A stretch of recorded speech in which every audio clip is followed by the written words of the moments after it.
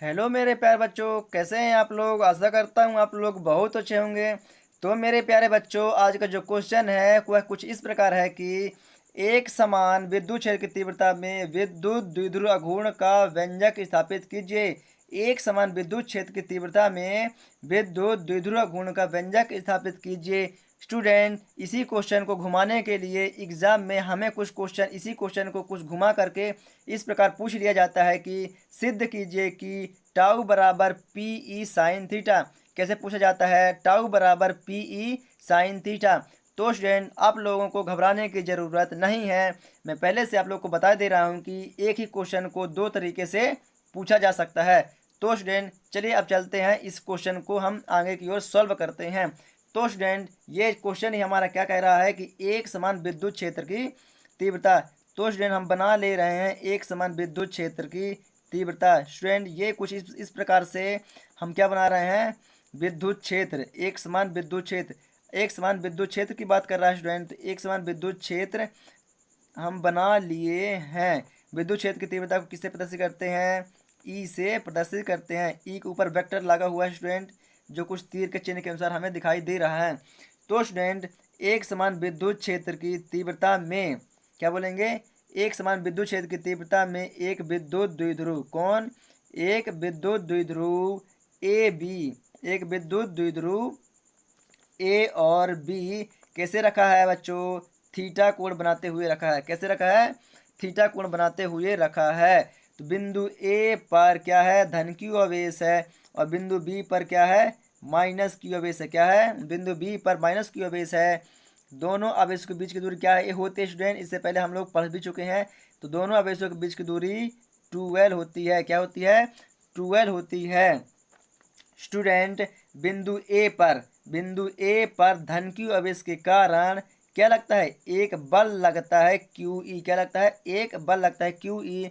तथा बिंदु बी पर माइनस क्यू आवेश के कारण इसमें भी एक बल लगता है। क्या? Q E. क्या लगता है? क्यू ई, जो बिंदु ए के विपरीत दिशा में लगता है, जो बिंदु ए के विपरीत दिशा में लगता है। स्टूडेंट, तो मैं बता देता हूँ, ये दोनों बल विद्युत द्विध्रुव अघूर्ण को इसके समांतर लाने का प्रयास करते हैं। जिस डायरेक्शन में हमारे ये एक समान विद्युत क्षेत्र फैला हुआ है, इसी के रूप में लाने की कोशिश कर रहे हैं। मतलब इसे इस टाइप में लाने की कोशिश कर रहे हैं। ये जो हमारा डायग्राम बना रहा हूँ मैं, देख रहे हैं आप, मेरे पेन की ओर ध्यान दीजिएगा। इसे कुछ इस तरह लाने का प्रयास करते हैं। मेरा कहने का मतलब है कि जो हमारा विद्युत द्विध्रुव है, ये इस डायरेक्शन में रखा हुआ है, तो इसे बल के माध्यम से खींच करके इसे इस तरह लाने की कोशिश किया जा रहा है। स्टूडेंट, आशा करता हूँ आप लोग समझ गए होंगे। तो स्टूडेंट, जब इसे खींच कर लेके आए तो यहाँ पर एक हमें बिंदु प्राप्त हो गया। कौन सा? बिंदु सी प्राप्त हो गया। कौन सा? बिंदु सी प्राप्त हो गया है। तो स्टूडेंट, जो हमारा बिंदु ए और बिंदु बी, मेरे कहने का मतलब क्या होगा कि ये जो विद्युत द्विध्रुव है, तो विद्युत द्विध्रुव की जो बीच की दूरी कहलाएगी आगे, या विद्युत द्विध्रुव या बिंदु ए और बी की बीच की दूरी जो कहलाएगी, क्या कहलाएगी? बी और सी। वो कैसे, हम आगे हम बात करते हैं इसी के बारे में। तो स्टूडेंट, इसे हम कुछ इस प्रकार से लिखते हैं कि कैसे लिखेंगे? माना एक समान विद्युत क्षेत्र की तीव्रता ई में एक विद्युत द्विध्रुव ए और बी थीटा कोण बनाते हुए रखा है। बिंदु ए पर धन क्यू आवेश के कारण धन क्यू आवेश है, और बिंदु बी पर माइनस क्यू आवेश है। दोनों आवेशों के बीच की दूरी 2L है। क्या है? दोनों आवेशों के बीच की दूरी 2L है। बिंदु ए पर धन क्यू आवेश के कारण एक बल क्यू ई लगता है, तथा बिंदु बी पर, सॉरी स्टूडेंट, यहाँ पर बिंदु बी है। क्या है? बिंदु बी है। तो स्टूडेंट बता देंगे, बिंदु बी पर माइनस क्यू आवेश के कारण एक बल क्यू ई बिंदु ए के विपरीत दिशा में लगता है। जो ये दोनों बल एक दूसरे पर बल लगा के विद्युत द्विध्रुव को समांतर लाने का प्रयास करते हैं, जिससे जिससे क्या होता है? जिससे एक बल युग्म अघूर्ण का निर्माण हो जाता है। जिससे एक बल युग्म अघूर्ण का निर्माण हो जाता है। बल युग्म आघूर्ण, क्या? बल युग्म अघूर्ण का निर्माण हो जाता है, जिसे हम क्या बोलते हैं? प्रत्यानयन बल युग्म अघूर्ण। क्या बोलते हैं? प्रत्यानयन बल युग्म अघूर्ण कहते हैं।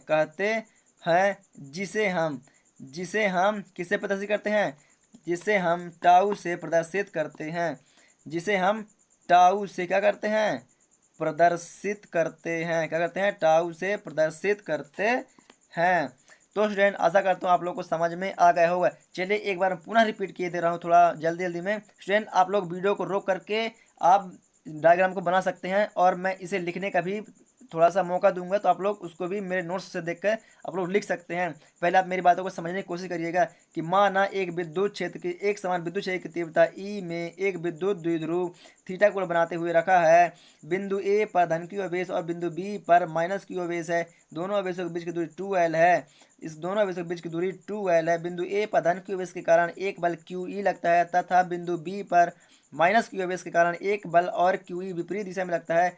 ये दोनों बल विद्युत द्विध्रुव को समांतर लाने का प्रयास करते हैं, जिससे एक बल युग्म अघूर्ण का निर्माण हो जाता है, जिसे हम प्रत्यानयन बल युग्म अघूर्ण कहते हैं। क्या कहते हैं, प्रत्यानयन बल युग्म अघूर्ण कहते हैं। इसे हम टाउ से प्रदर्शित करते हैं। स्टूडेंट अभी डायग्राम में जो बिंदु हमें सी प्राप्त हुआ है, इसको हम बिंदु ए से क्या करते हैं, मिलान कर देते हैं। तो स्टूडेंट हमारा कुछ इस टाइप का एक त्रिभुज प्राप्त हो गया है, कुछ इस टाइप का एक त्रिभुज प्राप्त हो गया है। जो यहाँ पर बिंदु क्या है, यहाँ पर हमें बिंदु सी दिखाई दे रहा है और यहाँ पर हमें क्या दिखाई दे रहा है, यहाँ पर हमें बिंदु, यहाँ पर हमें बिंदु ऊपर डायग्राम जाएगा तो यहाँ पर हमें सॉरी स्टूडेंट, यहाँ पर बिंदु सी कहलाए, क्या कहलाएगा, ये बिंदु सी कहला जाएगा।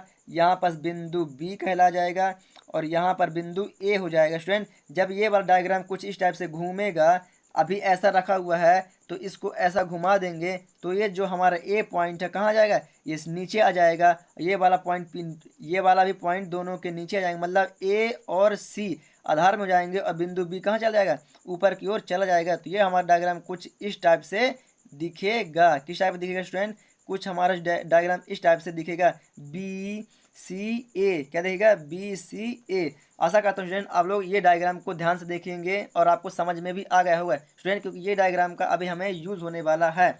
चलिए स्टूडेंट तो अब हम बात करते हैं। तो स्टूडेंट जब प्रत्यानयन बल युग्म अघूर्ण का निर्माण हुआ है तो इसका एक क्या बन गया, सूत्र बन गया। क्या बन गया, सूत्र बन गया। कैसे, तो लिखेंगे प्रत्यानयन, प्रत्यानयन, प्रत्यानयन बल युग्म, बल युग्म अघूर्ण, अघूर्ण बराबर एक बल, एक बल जो क्यू ई इंटू ये वाला बल, ये वाला बल के बीच की दूरी। तो क्या बोलेंगे यहाँ पास, दोनों बलों के बीच की दूरी। तो स्टूडेंट एक बल क्या लगा है, एक बल, तो हमें इसे और एक चीज बता देता हूँ, इसे हम किसे प्रदर्शित करते हैं, टाउ से प्रदर्शित करते हैं। तो प्रत्यानयन बल युग्म अघूर्ण के नीचे क्या लिख देंगे, टाउ बराबर है तो बराबर एक बल क्या लगा, क्यू ई। भले ही ये विपरीत में लगा, ये सामने लगा, तो लेकिन है तो की, मतलब एक ही बल लगा है, तो इसको हम लिख देंगे क्या, क्यू ई इंटू दोनों बलों के बीच की दूरी। मतलब कि एक बल बिंदु ए पे लगा था और एक बल बिंदु बी पे लगा था, मतलब ए पे लगा था और बिंदु बी पे लगा था। किस में लगा था, बिंदु ए और बी पे लगा था। जब ये दोनों बल इधर खींच के समांतर में ले आए, कहाँ ले आए, समांतर पर ले आए इसे, तो ये क्या हो गया, ये वाला पॉइंट सी नीचे हो गया और बिंदु जो बी हो गया वो ऊपर चला गया और जो ए हो गया तो कहाँ होगा, वो भी आधार पर आ गया। तो ये कुछ डायग्राम घूम के कुछ इस प्रकार से बन जाता है। तो दोनों वालों के जो बीच की दूरी कहला जाएगी बी और सी कहला जाएगी। क्या कहला जाएगी, बी और सी, क्योंकि ये इस टाइप पे घूम गया। तो बी सी दोनों बलों के बीच की दूरी, क्योंकि बिंदु ए पर लगा एक बल और एक बल किस में लगा, बिंदु बी पे लगा। जब बिंदु ए पर लगा और बिंदु बी पे लगा तो ये तो बीच की दूरी कहलाएगी नहीं, तो क्या कहलाएगी, बिंदु बी और सी। तो दोनों बलों के बीच की दूरी हमारी क्या कहला जाएगी, बी और सी। इसको दे देते हैं समीकरण नंबर एक। क्या दे देते हैं इसको हम, समीकरण नंबर एक। अब स्टूडेंट अब चलते हैं हम आगे की ओर। तो स्टूडेंट अब क्या करेंगे, अब आगे जो पॉइंट बढ़ेगा हमारा इस त्रिभुज से बढ़ेगा। किससे बढ़ेगा, एक त्रिभुज का निर्माण हो गया। बिंदु ए बी एक बल युग्म अघूर्ण था, उसमें बल लगा और उसको समांतर लाने की कोशिश किया गया, जिससे एक हमारा त्रिभुज के आकार का डायग्राम बनकर तैयार होगा।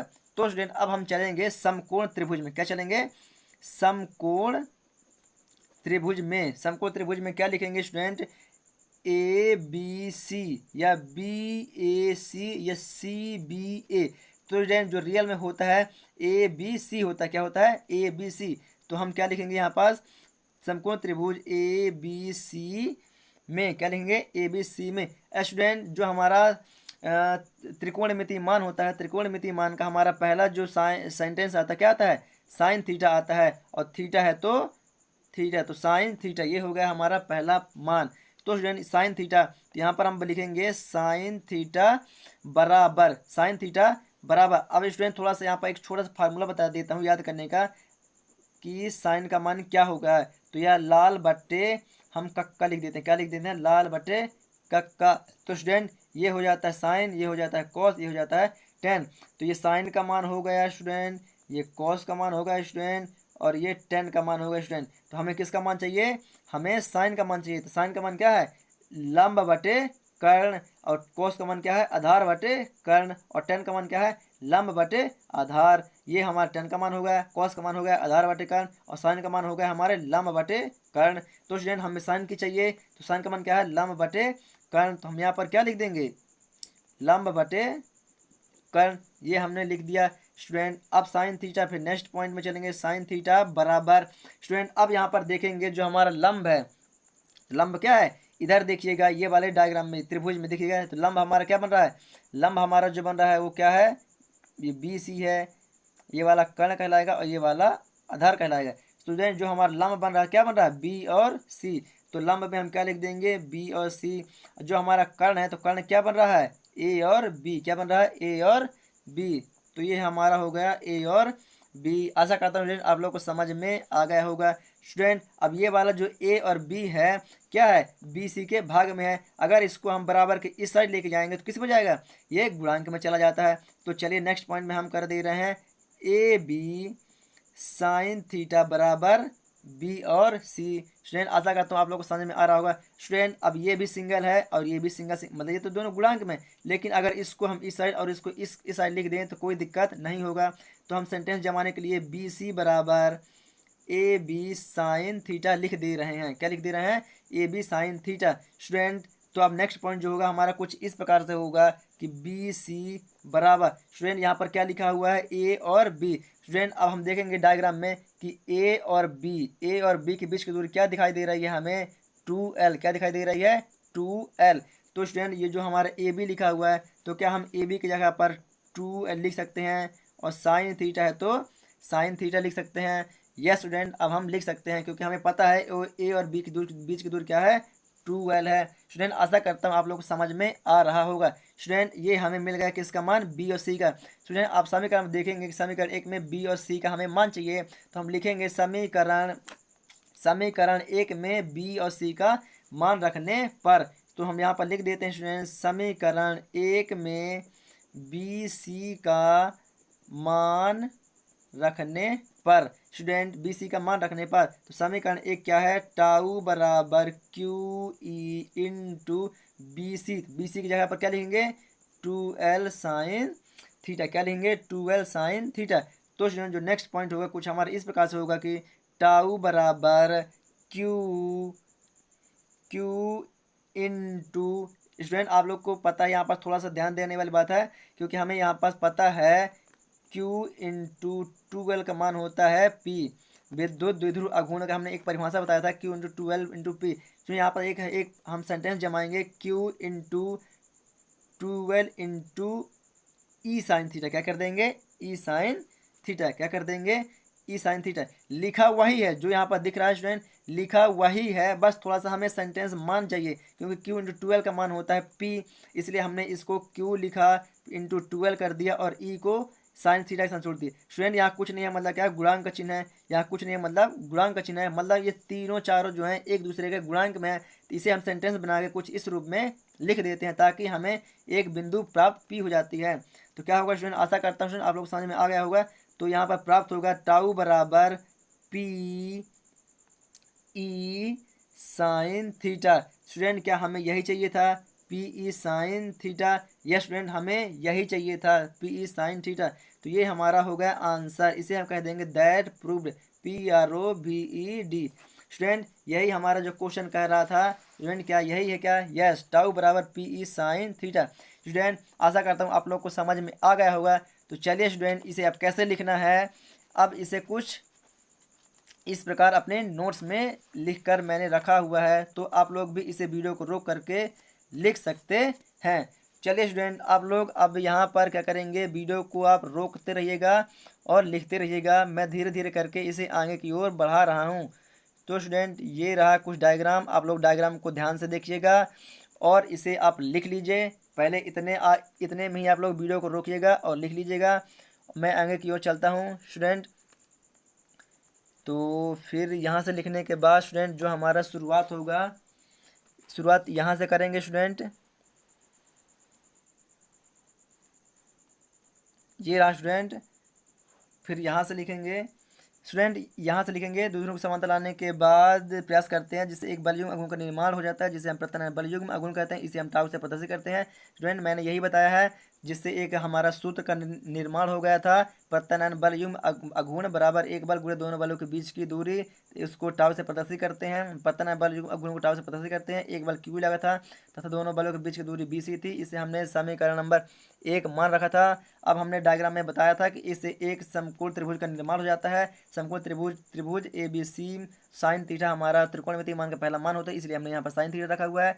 तो साइन थीटा का मान होता है लंब बटे कर्ण स्टूडेंट। तो लंब बटे कर्ण स्टूडेंट, साइन थीटा बराबर जो हमारा लंब था डायग्राम में वो BC था और कर्ण AB था स्टूडेंट। तो AB को गुणांक के इस पर बराबर के इस पर ले गया तो ये गुणांक में चला गया, तो ये होगा AB साइन थीटा बराबर BC।